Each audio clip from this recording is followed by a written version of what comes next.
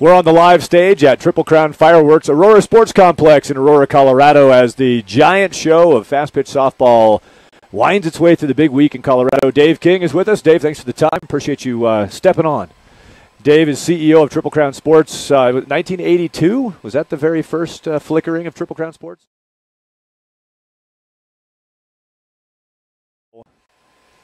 Having been there. Many memories. A lot of really good ones, different chapters, different verses of the company. Obviously, we started as a slow pitch company and moved our way into fast pitch and baseball as my interest changed. This event was the ultimate designed event, meaning to keep adding layers and things that as people brought it, the teams or the college coaches brought it to us, we would add those kind of events that they wanted to see. So what you see tonight is a lot of people's ideas. The layers, can you pick favorite layers, or is it kind of like your children? You can't really pick amongst them, but you've got a lot of layers here. Well, when it started, my team couldn't get in this event. My team couldn't get into either the Independence Day or what was here in Aurora. So we started the Sparkler. And I told them, if we can't get in, we're going to have to do something because we need to play ball on the 4th in Colorado. And there weren't that many teams. There were 80 over there and there were 80 over here. And then when we started the event, we realized that we weren't going to get any umpires or coaches here. And so we designed the All-Star Games as a way for the smaller colleges to work one-on-one with kids on the field, and that those kids would get a touch. The best 3, 4, 5 kids on every roster would get an exact touch from 4 to 6 coaches during that exposure event.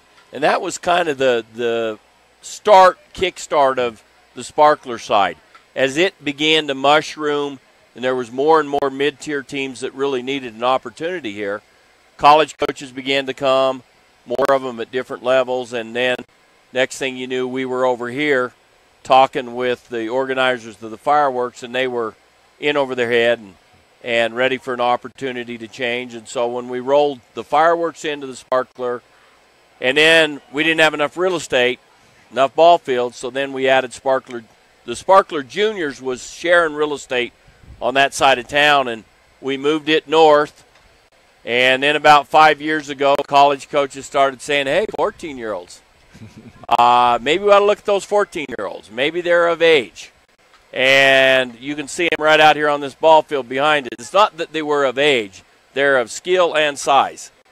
And so they could see those opportunities happening for them. So we added that. We added some things this year with 12 and under early identifier camp, just so the 12-year-olds could get through some initial showcasing. But I don't know there's a favorite. Each one of them was to address another segment of the market. The music, I made some bad decisions on music, but the idea to have music involved with this was always there. From, the Denver Convention Center to the year we rented the Pepsi Center and had the American Idol's contestants actually come. 14,000 girls in there screaming and yelling. Not a good financial decision, but a lot of fun. So everything that we've twisted or tried, it's been to create a memory for these girls in and around the game of softball and their families that they won't forget. The moment of grandeur where things are bigger than life, a moment of joy where they hug and circle each other in enjoyment, a moment of competition where the team on the other side is just as good as them and trying to beat them game after game after game. So those were the kind of memories we wanted this event to be. And, only our own creativity will end what it can be. I mean, I tell our staff all the time, if you quit listening to the people that walk by about what they want us to try to do for their kids or their family or their teams, or quit listening to the college coaches. But if you do listen, they'll keep telling you what's next. So can you tell at all yet what the next layers are? Or those come in moments of inspiration or moments of conversation? Or are you already sitting on what's next? I don't have any great new visions that are sterling, like, whoa. But I know that the rest of the community needs to be here. So, like I've been working with the national team to try to figure out how they train here. They should be training here. They should be right here on that field, right there. They should be in Greeley in the afternoon signing autographs and showing how to do their practices. They should be training over at Metro University or Regis in controlled environment. And so eventually I'll get the national team here. But the international community, we've been playing our way out there trying to get them back. The Japanese should be here, so I'm going to make another reach out next year to get the international community here. I'd like the Japanese youth programs, the Australian youth programs. The Netherlands is getting really strong. I'd like to see them show up here. Obviously, the Far East is a hotbed of softball. So those are ideas floating through here. Pretty fun once you build something to this level where you've got a legitimate – to go ask that question, you've got a legitimate platform to put it on. I mean, a lot of people could go ask that, but you have to be able to deliver a surrounding environment. And we got kind of a neat deal here. It's kind of – I explain it as like if you went on this corner was Ruth Chris Steakhouse, and on this corner was the local version of the best steakhouse. With Boulder going and us going, it kind of keeps a balance of things that's really neat. I mean, they're 180 teams, but they're really good teams. We're 900 teams, and we're really good teams. But I like Dan being over there, and people say, are you going to do something with that? No, I think that's having Boulder up there, kind of that quirky little town that, sits up against the rocks, and having us down here and in all these places. Adding the Colorado Springs this year we probably put the wrong bracket there. Meaning we probably should have put the 12s down there and kept all the 14s north, but we can fix that. Because the 12s, that's the starter kit. Come in here. We put that identifier in for 12s, and it's right on. I mean, I went and watched the 12 identifier camp, and there's 5 girls. I got a good 18-goal team that I coach, and there was 5 girls that would have been my number 3. Wow. That were in 6th grade. So that tells you what I saw at that camp. It's not even fair to be that good that young. Yeah. Well, you've done a fantastic job shepherding Triple Crown sports from 1982 slow pitch softball through all these evolutions. I look over here and there's a banner on the fence right here about the Puerto Vallarta College Challenge. I know you've taken on a few new. You're returning back to maybe your roots of event management and getting yourself back into the dirt and the muck and just getting right back to it. Yeah, I don't want to be a CEO any longer. My son's going to be the CEO in January. I want to be an event director and a coach. So he can deal with the computer screen and the payroll and the HR and the people that got this wrong and they need this sick time and they need all this stuff. He can handle that stuff. He's a young man. I want to be out here. There's nothing better than standing on the dirt, and there's nothing better than watering the grass and getting the field ready.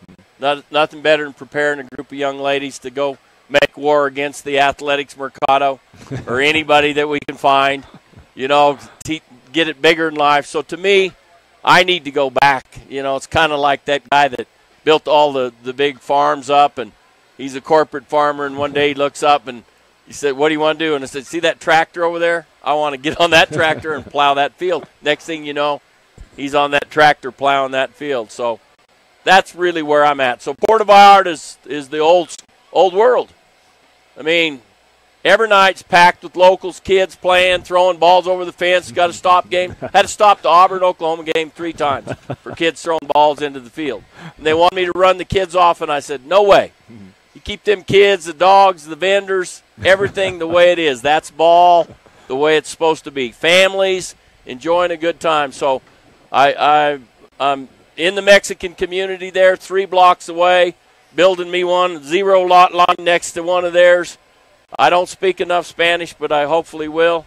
And I want to build that event as one of the ones that I really are part of my semi-retirement. So you got the younger club, the young players. You've got the college connections. Obviously, we've got the NPF playing in here, the pro levels playing, wrapped into this event.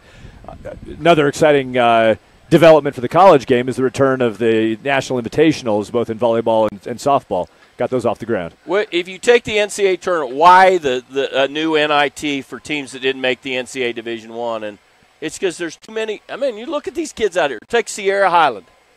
I mean, she's number 4 draft pick in the NPF, and her team's not good enough to play in the NCAA. 25 conferences, one bid. 7 conferences, all the rest of the bids. So all our girls are probably going to end up on, most of our girls are going to end up on these other teams in the NCAA that are Division I kids, and they deserve postseason. So I fought hard to get that thing up off the ground. We had 26 teams this year in postseason softball. We finished with the championship in Liberty. It's a moving tournament, so it gets to be hosted by schools, and they get the flavor of postseason. It was a success. So I see that one as being one of the things that I keep and run, that and the Port of Vallarta, because I like the college game and I like the club game. I mean, there's where I should be.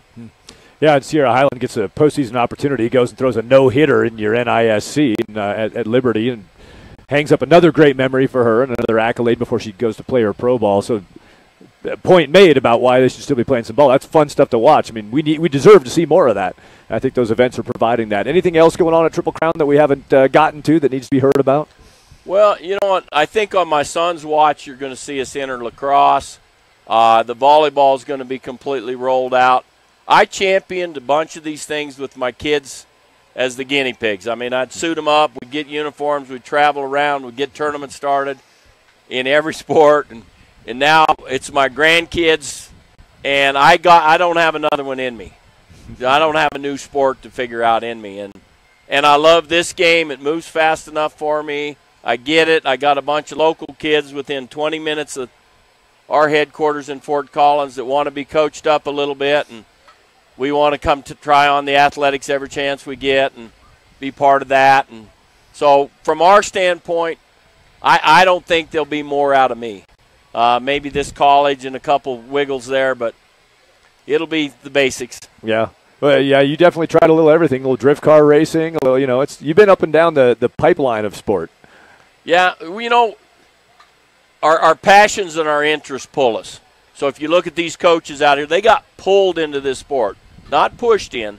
They got pulled in, and then once they got in, they elected to stay. So like with me, I got pulled in by my daughter. My son pulled me into drift car. Once you get pulled in, then you get a choice whether you want to stay. And when I got in fast pitch, I wanted to stay. I mean, I like the game. I like the people. I mean, there's a-holes out here like anywhere. Two of them will find me before the night's over and tell me what they think of me or the event, and it's okay.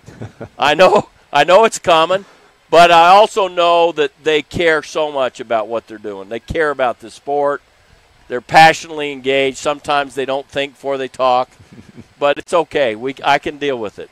Triple Crown Sports produces the Sparkler and Fireworks. This is of all the things that go on, Triple Crown does a lot through the year. This is the pinnacle of event production. If you haven't seen it, I don't care what sport you're involved in, come and watch this if you want to learn about event organization. I think that's important for people to know that, whatever the sport, whatever it is you're talking about, there are fundamentals to what you expect, what you want, and it's how you pull something like this off.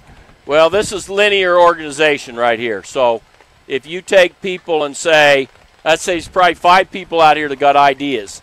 So you got to have idea people, you got to have storytellers to get it to the next guy. Then you got to have a bunch of people that details bother them, that they're lining up one detail after another in sequence. And if you look at this,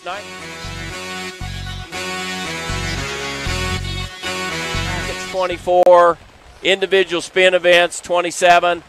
Man, that's a lot of details. I tell you what pulls this event off is my girls have played in this event for so long, they're running about everything. So if you look up there, the home run contest, there's 2 girls that will be further in life than I'll ever be. And then you go to the base running, you go to the all-star games or the academic game.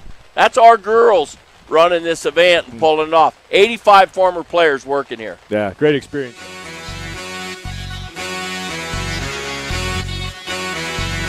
Dry around here. I think we're going to get lucky on this one. It's going to wet the field. Everybody will think it's brilliant, and then we'll go. Cool things off a little bit. Yeah, as long as the lightning meter doesn't go off, everybody be happy.